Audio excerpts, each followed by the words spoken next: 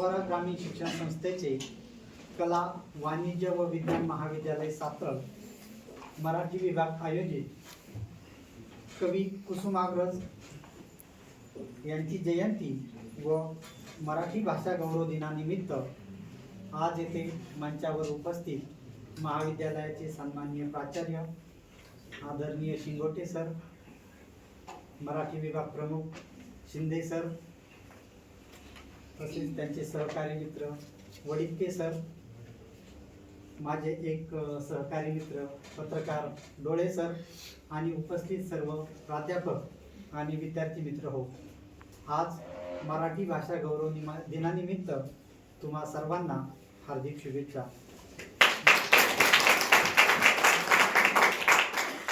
मित्रांनो, ग्रामीण भागातील निरक्षरता आणि महिला सबलीकरणामध्ये शिक्षणाची असलेली गरज, ही गरज ओळखून सहकारमर्षी पद्मश्री डॉक्टर विठ्ठलराव विखे पाटील यांनी 1964 मध्ये प्रवरा नगर येथे प्रवरा ग्रामीण शिक्षण संस्थेची पायाभरणी केली. मित्रांनो, त्या संस्थेचे पद्मभूषण माननीय खासदार डॉक्टर बाळासाहेब विखे पाटील यांनी या संस्थेचे पुढे वटवृक्षात रूपांतर केले आणि याच शिक्षणरूपी वटवृक्षाची एक प्रारंभी म्हणजे आपलं कला वाणिज्य व विज्ञान महाविद्यालय सातारा. विद्यार्थी मित्रांनो, आज जेव्हा मी या मंचावरती उभा राहतो किंवा आज मी या मंचावर उभा आहे, त्यावेळेस माझ्या मनामध्ये अतिशय वेगळ्या प्रकारच्या भावना दाखल झाल्या. माझ्या आयुष्याचे जे टर्निंग पॉईंटचे सर्व दिवस होते, जे माझं शिक्षण होतं, त्यामध्ये हे आपले महाविद्यालयाचा सिंहाचा वाटा आहे. मित्रांनो, माझे 1ली ते 7वी पर्यंतचे शिक्षण जिल्हा परिषद प्राथमिक शाळा निंबेरे येथे झाले. त्यानंतर मी 8वी ते 10वी पर्यंतचं शिक्षण प्रवरा ग्रामीण शिक्षण संस्थेचे प्रवरा माध्यमिक विद्यालय झरेकाठी येथे शिक्षण घेतलं. त्यानंतर माझं 11वी आणि 12वीचं शिक्षण प्रवरा ग्रामीण शिक्षण संस्थेचे छत्रपती शिवाजी विद्यालय पाथरे या ठिकाणी शिक्षण घेतले आणि त्यानंतर माझे जे BAचं शिक्षण आहे ते मी आपल्या याच महाविद्यालयामध्ये पूर्ण केलेलं आहे. मित्रांनो, या महाविद्यालयामध्ये ज्यावेळेस मी शिक्षण घेतलं त्यावेळेस आम्हाला बसण्यासाठी वर्गखोल्या नव्हत्या, परंतु तुमच्यासाठी आज येथे सुसज्ज अशी एक इमारत उभी आहे. आम्ही जे शिक्षण घेतलं ते सातारा येथील जिल्हा परिषद प्राथमिक शाळा या प्राथमिक शाळेच्या ज्या काही वर्गखोल्या असतील त्या वर्गखोल्यांमध्ये आम्ही शिकलो. आम्हाला बसण्यासाठी वर्ग नव्हते, पुरेपूर बेंच नव्हत्या, परंतु मित्रांनो, आम्हाला शिकण्याचा एक अट्टहास होता. आपण शिक्षण घ्यावं, आपण ग्रामीण भागातून आलेलो आहोत, आपण काहीतरी करावं, या अट्टहासापोटी आम्ही त्या शाळेमध्ये शिक्षण घेत होतो. आज तुमच्यासाठी ही जी भव्य आणि प्रशस्त जी इमारत आहे ती बघून मला म्हणजे खूपच आनंद झाला की मुलांसाठी खूप चांगल्या प्रकारे सुविधा या कॉलेजने, या महाविद्यालयाने ग्रामीण भागातील मुलांसाठी दिलेल्या आहेत. आमच्या तुलनेत तुम्ही खूप नशिबवान आहात. तुम्ही खूप म्हणजे चांगल्या ठिकाणी आणि चांगल्या शिक्षकांच्या हाताखाली शिकतात. आम्ही देखील या शिक्षकांच्या हाताखाली शिकून गेलेलो आहोत. मित्रांनो, म्हणजे आज मुलांकडे बघता आजची तरुणाई किंवा आजची पिढी जास्तीत जास्त मोबाईल, रील्स यामध्ये गुंतलेली आहे. मित्रांनो, मी ज्यावेळेस त्या वर्गखोलीमध्ये, मराठी शाळेच्या वर्गखोलीमध्ये एक सिनियर कॉलेजचं शिक्षण घेत होतो, त्यावेळेस आमच्या शिक्षकांनी आम्हाला M फॉर मँगो असं न शिकवता म्हणजे माणुसकी या प्रकारचे धडे आमच्या शिक्षकांनी आम्हाला आमच्या महाविद्यालयामध्ये किंवा त्या छोट्याशा एका खोलीमध्ये दिले. याच शाळेमध्ये किंवा या महाविद्यालयामध्ये शिकत असताना आई या शब्दातील मायेचा अर्थ आम्हाला आमच्या शिक्षकांनी शिकवला. आणि याच दिनानिमित्त आज याच महाविद्यालयामध्ये मराठी भाषा गौरव दिनानिमित्त ज्यावेळेस आपल्याला एक पाहुणे म्हणून ते आमंत्रित करतात, त्यावेळेस आपला हा जो सन्मान आपल्यासाठी यापेक्षा दुसरा कोणताही आनंदाचा क्षण असेलच असे तर मला वाटत नाही. मित्रांनो, आज 27 फेब्रुवारी कवी कुसुमाग्रज अर्थात विष्णू वामन शिरवाडकर यांचा जन्मदिवस आपण मराठी भाषा गौरव दिन म्हणून साजरा करतो. मित्रांनो, कुसुमाग्रजांची एक कणा नावाची कविता आहे. त्या कवितेमध्ये ते म्हणतात, मोडून पडला संसार तरी मोडला नाही कणा, मोडून पडला संसार तरी मोडला नाही कणा, पाठीवरती हात ठेवणी फक्त लढ म्हणा, फक्त लढ म्हणा. या कुसुमाग्रजांच्या ओळींनी मित्रांनो, या कुसुमाग्रजांच्या ओळींनी अनेकांना कठीण प्रसंगामध्ये कसे लढायचे हे शिकवले. कितीही प्रसंग अवघड असला, कठीण असला, परिस्थिती हालाकीची असली तरीही या परिस्थितीवर आपण कसे मात करायचे हे आपल्याला कुसुमाग्रजांच्या या ओळीवरून लक्षात येते. मित्रांनो, कुसुमाग्रज हे एक नाटककार होते, कवी होते, कादंबरीकार होते, एक मोठे साहित्यिक होते. त्यांनी साहित्याच्या माध्यमातून आपल्या मराठी भाषेचा गुणगौरव मोठ्या प्रमाणामध्ये केलेला आहे. मराठी ही ज्ञानभाषा व्हावी यासाठी त्यांनी अथक प्रयत्न केले. साहित्यातील त्यांचे योगदान अतिशय मोलाचे आहे. हेच त्यांचे योगदान, त्यांची प्रतिभा लक्षात घेऊन त्यांचा जन्मदिवस 27 फेब्रुवारी महाराष्ट्र शासनाने मराठी भाषा गौरव दिन म्हणून साजरा करण्याचे ठरविले. मित्रांनो, त्या संदर्भात 2013 मध्ये गव्हर्नमेंटचा एक GR देखील निघाला आणि त्या GR नुसार त्यांचा जन्मदिवस आपण मराठी भाषा गौरव दिन म्हणून साजरा करतो आणि त्यांच्या स्मृतींना अभिवादन देखील करतो. बघा मुलांनो, 1 मे 1960 रोजी आपल्या महाराष्ट्र राज्याची निर्मिती झाली आणि 1 मे पासून आपली भाषा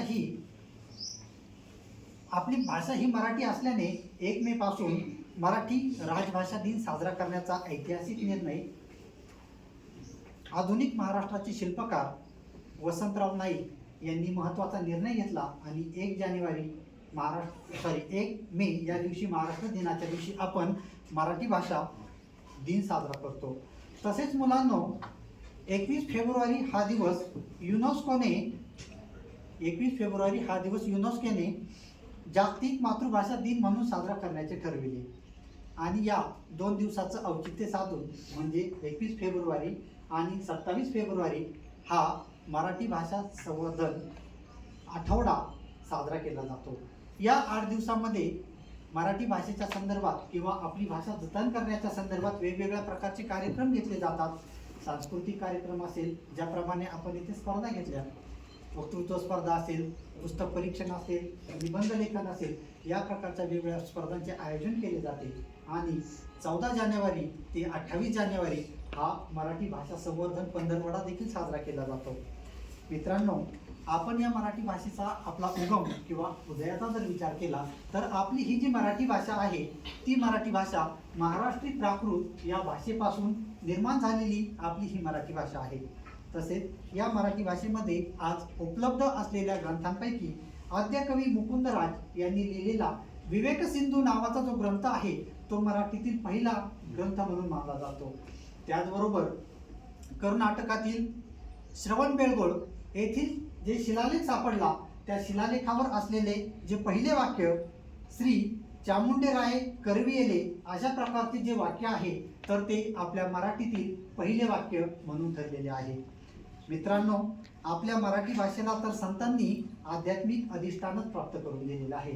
संत ज्ञानेश्वरांनी वयाच्या अवघ्या 16व्या वर्षी ज्ञानेश्वरी सारखा महान ग्रंथ लिहून भगवद्गीतेचे तत्वज्ञान आपल्या सर्वसामान्य माणसाला मराठी भाषेमध्ये सांगितले. ज्ञानेश्वरीचे तत्वज्ञान सांगत असताना ज्ञानेश्वर महाराज म्हणतात की आपण निष्काम कर्म करणे, ईश्वर भक्ती ठेवणे आणि आत्मज्ञान प्राप्त करणे हा संदेश त्यांनी आपल्याला ज्ञानेश्वरीतून दिलेला आहे. मित्रांनो, ते म्हणतात, ज्यावेळेस आपली मराठी बोली भाषेचं गुणगौरव करतात त्यावेळेस ते म्हणतात, माझ्या मराठीचा बोलू कौतुके, परी अमृतातेही पैजा जिंके, ऐसी अक्षरे रसिके मेळविन.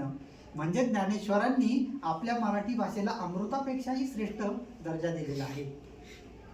कर्म, भक्ती आणि ज्ञान, कर्म, भक्ती आणि ज्ञान यांच्या समन्वयातून मोक्ष प्राप्ती होते, हा ज्ञानेश्वरीचा सार त्यांनी आपल्या लोकांना मराठी आणि या लोकभाषेमध्ये सांगितलेला आहे.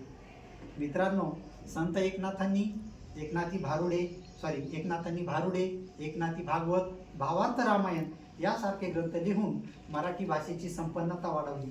तर छत्रपती शिवाजी महाराजांनी साम्राज्याची मुहूर्तमेढ रोवून स्वराज्याची राजभाषा म्हणून मराठी भाषेचा स्वीकार केला.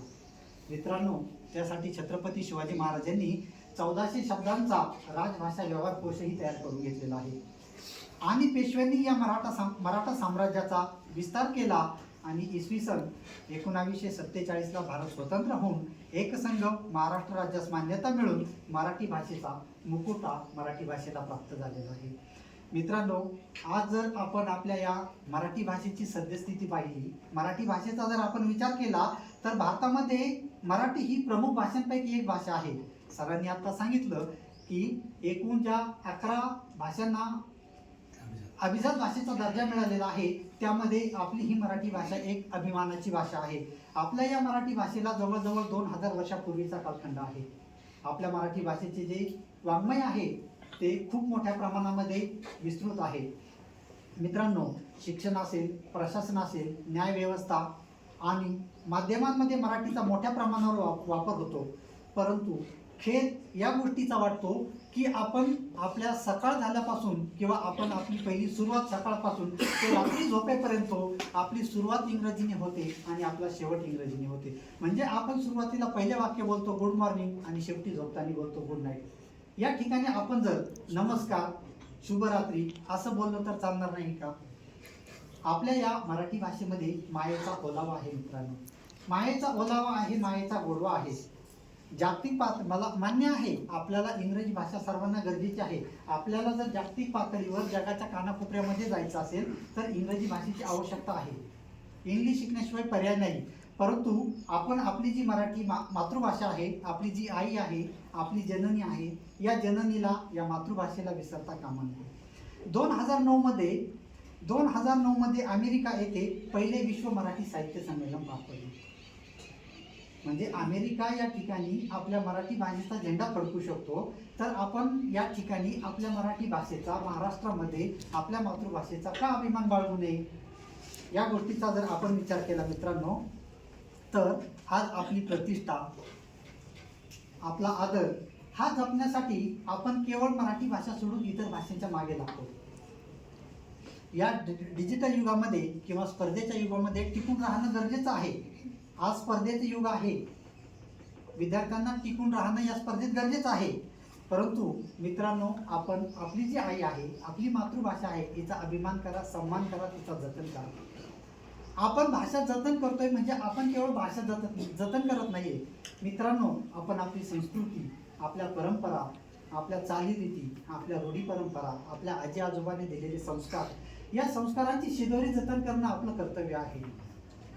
उद्या कोणीही राजकारणी येणार नाही आणि म्हणणार नाही आपण मराठी भाषा जतन करूया. ही गोष्ट तुम्हाला, मला आणि आपल्या सर्वांना मिळून करणं गरजेचं आहे. हे आपलं कर्तव्य आहे. तर त्यासाठी आपण मराठी भाषा जतन करण्यासाठी प्रयत्न केले पाहिजे. अरे, मराठी म्हणजे तरी काय? मराठी भाषा म्हणजे तरी काय? ज्ञानेश्वरांनी रुजवली ती भाषा मराठी. ज्ञानेश्वरांनी रुजवली ती भाषा मराठी. शिवरायांनी टिकवली ती संस्कृती मराठी. संतांनी वाढवला तो वाण मराठा. आणि आमचा अभिमान म्हणजे तो मराठा. आमचा अभिमान म्हणजे तो मराठा. आपण आजही पाहतो, ज्ञानेश्वरांनी अवघी वयाच्या 16व्या वर्षी ज्ञानेश्वरी लिहिली. आज आपले जे विद्यार्थी आहे, वयाच्या 16व्या 14व्या वर्षापासून मोबाईलमध्ये एवढे गुंतले की त्या 15 सेकंदाच्या रील्समध्ये ते असे गुंतून गेलेले आहे की त्यांचे तासनतास त्या रील्समध्ये निघून जातात, तर त्यांना कळत नाही आपण काय करतोय आणि आपण इथे कशासाठी येतोय. या गोष्टी त्यांच्या लक्षात यायला हव्यात. हे जे संस्कार आहेत ना मित्रांनो, ते संस्कार आपल्याला आपली मातृभाषा शिकवते, आपली मातृभाषा देते. मित्रांनो, मी या महाविद्यालयामध्ये शिकलो 2009 साली. मला आपल्या महाविद्यालयाचे जे प्राचार्य आहेत शिंगोटे सर, ते भूगोल विषय शिकवायला होते. मला त्यांचं लेक्चर आजही आहे तसं आठवतंय. भूगोल भारताचा भूगोल ते ज्यावेळेस आम्हाला शिकवत होते त्यावेळेस नदीचे त्रिस्तरीय कार्य, खनन, वहन आणि निक्षेपण, हे नदीचे त्रिस्तरीय कार्य आजही मला आठवते. ते नालाकृती सरोवरे असतील, ते बारखण असेल, काय काय सरांनी ज्या गोष्टी शिकवल्या त्या मला आजही आहे तशा आठवतात. वडितके सरांनी शिकवलेला आधुनिक मराठी वाङ्मयाचा इतिहास मला आजही आहे तो आहे तसाच आठवतोय. विद्यार्थी मित्रांनो, या गोष्टी आम्ही या गोष्टी मन लावून या महाविद्यालयामध्ये शिकलो. त्यामुळे मी आज कुठेतरी जाऊ शकलो किंवा काहीतरी गोष्टी शिकू शकलो. मित्रांनो, मी जेव्हा आपल्याला महाविद्यालयात सातळ येथे लेक्चर करायचो, आम्हाला बसायला वर्ग खोल्या नव्हत्या, तर माझा एक मित्र होता, तो मला म्हणायचा, काय लेक्चर करतो, चल गावात जाऊन. असं कितीतरी वेळेस मला सांगायचा. मी म्हणायचो नाही, मी पहिले लेक्चर करणार आणि मग तुझ्या बरोबर येणार. मित्रांनो, माझा तो मित्र आजही दारू पितो, गावामध्ये फिरतो आणि कुठंतरी सेंटिंगच्या कामाला जातो आणि आलेल्या पैशातून तो दारू पितो. म्हणजे अशा परिस्थितीमध्ये अशा हलाखीचे जीवन मुलं आजही जगतायत. तर आपल्यासाठी या महाविद्यालयाने खूप साऱ्या सुसज्ज अशा सुविधा उपलब्ध करून दिलेल्या आहेत. आपल्यापैकी असा एकही येथे बसलेला विद्यार्थी नाही की तो कोणी आमदार किंवा खासदाराचा मुलगा आहे. आपण सर्व शेतकऱ्याची मुलं आहोत. आपण त्या गोष्टीची जाण ठेवून कॉलेजला येणं, शिक्षण करणं, लेक्चर्स करणं, शिक्षकांनी सांगितलेल्या गोष्टी करणं आणि त्यांचा आदर करणं, हे संस्कार आपण ग्रामीण भागामध्ये शिकणं गरजेचं आहे. मित्रांनो, मी आल्यानंतर साहेबांच्या केबिनमध्ये गेलो. तिथे आल्यानंतर आपल्या महाविद्यालयातील प्रत्येक व्यक्ती किंवा प्रत्येक विद्यार्थी सरांशी येऊन डायरेक्ट भेटू शकतो, सरांना बोलू शकतो. एवढे प्रेमळ आपले सर आहेत. आता आम्ही काही कॉलेजमध्ये, काही महाविद्यालयामध्ये मी देखील जॉब केला, पण प्रत्येक ठिकाणी एवढं स्वातंत्र्य आम्हाला कुठेच नाही. म्हणजे मी एक शिक्षक असूनही आम्हाला प्राचार्यांच्या केबिनमध्ये जाण्यासाठी तासनतास किंवा 10-10 मिनिट अगोदर बाहेर उभं राहावं लागतं. बाहेर असणारे जे आपले सिक्युरिटी गार्ड आहेत किंवा शिपाई आहेत त्यांना विचारावं लागतं की आमचं काम आहे, त्यांना विचारून या. तुमच्यासाठी असं कुठलीही गोष्ट इथे नाही. एकदम तुमच्या भावाप्रमाणे प्रेमळ मैत्रीचं नातं येथे तुम्हाला या महाविद्यालयामध्ये मिळालेलं आहे. मित्रांनो, त्याचा तुम्ही लाभ घ्या. मित्रांनो, या गोष्टींचा लाभ घेत असताना आपण आपली मराठी भाषा, आपली जी जननी आहे, तिला विसरू नका, तिचा आदर करा. म्हणजे अनेक ग्रामीण भागामध्ये विद्यार्थी संख्येमुळे आपल्या ज्या मराठी शाळा आहेत त्या आजही बंद पडण्याच्या मार्गावर आहेत. लोक रमले त्या वरवरच्या देखाव्यावरती. सर, मला एक शिक्षक भेटले किंवा एक पालक असतील ते भेटले. मी त्यांना सहज विचारलं, तुमचा मुलगा कुठे शाळेत जातो? ते मला बोलले की माझा मुलगा इंग्लिश मॉलमध्ये जातो. म्हटलं, इंग्लिश मॉल का भानगड आहे? नंतर ते मला म्हटले की त्या मॉलमध्ये, म्हणजे त्या शाळेमध्ये माझ्या मुलाला वही, पेन, पुस्तक या साऱ्या गोष्टी मिळतात. सर, त्याचबरोबर आम्हाला बाकी गोष्टी, कपडे असतील, त्याचे शूज असतील, या गोष्टी घेण्यासाठी बाहेर जायची गरज नाही. सर्व त्या महाविद्यालयातच मिळतात. म्हणजे हे शिक्षण जे आहे विद्यार्थ्यांना, ते शिक्षण न राहता शिक्षणाचं बाजारीकरण आहे. या गोष्टी आपण लक्षात ठेवणं गरजेचं आहे. आणि या गोष्टी जर आपल्याला सुधारायच्या असेल तर आपण आपली जी मराठी भाषा आहे, आपली जी माय माऊली आहे, तिचं जतन करणं, तिचं संवर्धन करणं हे आपलं सर्वांचं, तुमचंच नव्हे तर माझं, या सर्व शिक्षकांचं हे कर्तव्य आहे. मित्रांनो, मी एक किस्सा सांगतो. माझ्या महाविद्यालयामध्ये मी स्पर्धा परीक्षेचं मार्गदर्शन करतो.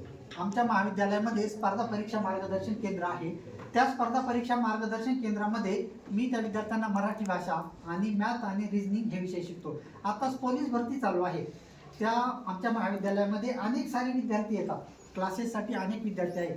काही येतात, क्लास करतात, निघून जातात. परंतु तिथे एक विद्यार्थिनी अशी आहे की ती खूप मेहनत करते. गरिबीतून गरिबीतून शिकते, लेक्चर्स करते. आणि एक दिवस मला ती अशी बाहेर श्रीरामपूरमध्ये एक ठिकाणी गुलाल विकताना भेटली. मी तिला विचारलं, बाळा, तू गुलाल का विकते? त्यामध्ये तुला काय परवडतं? तुझा उदरनिर्वाह तरी होतोय का? त्यानंतर ती बोलली, सर, हा जो गुलाल आहे तर तो गुलाल आपल्या जिंकण्याचं प्रतीक आहे. माणूस ज्यावेळेस जिंकतो त्यावेळेस त्याच्यावरती गुलाल उधळला जातो. आणि त्यातून मला पैसे नाही मिळाले तरी चालेल, पण मला तो गुलाल उधळायचा आहे. आणि त्यानंतर ती एक वाक्य बोलली मित्रांनो, म्हणजे ते वाक्य खूप मलाही आजही लागलं. ती म्हटली की सर, माझे वडील माझ्या अंगाला हळद लावण्या अगोदर मी त्यांच्या अंगाला गुलाल लावणार.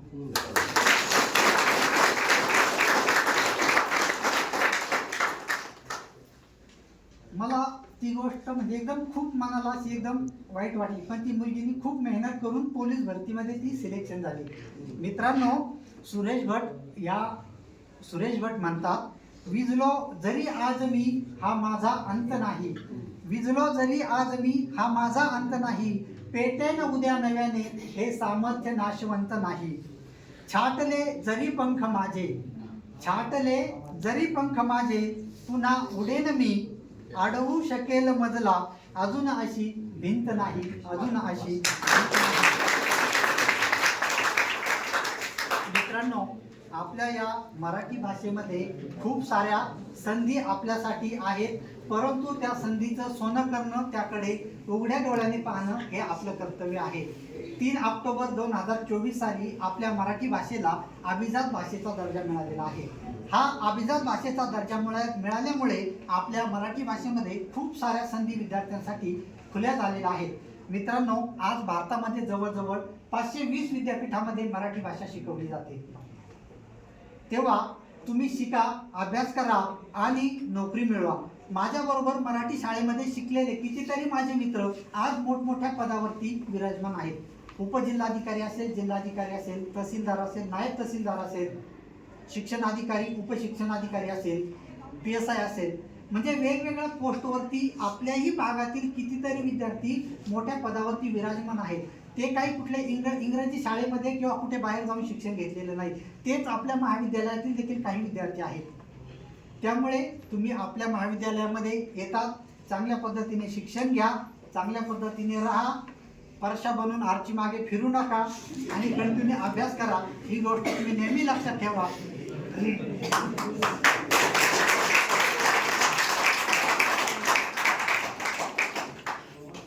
शेवटी जाता जाता एकच म्हणतो की ओळखलत का सर मला पावसात आला कोणी, ओळखलत का सर मला पावसात आला कोणी, कपडे होते कर्दमलेले केसावरती पाणी, क्षणभर बसला नंतर हसला बोलला वरती पाहून, क्षणभर बसला नंतर हसला बोलला वरती पाहून, गंगामाई पाहुणी आली गेली घरट्यात राहून, माहेर वाशिन पोरी सारखी 4 भिंतीत नाचली, माहेर वाशिन पोरी सारखी 4 भिंतीत नाचली, मोकळ्या हाती जाईल कशी बायको मात्र वाचली. कारभारणीला घेऊन संगे सर आता लढतो आहे, पडकी भिंत बांधतो आहे, चिखल गाळ काढतो आहे, खिशाकडे हात जातात हसत हसत उठला, खिशाकडे हात जातात हसत हसत उठला, पैसा नकोच सर जरा एकटेपणा वाटला, मोडून पडला संसार तरी मोडला नाही कणा, मोडून पडला संसार तरी मोडला नाही कणा, पाठीवरती हात ठेवणी फक्त लढ म्हणा, फक्त लढ म्हणा.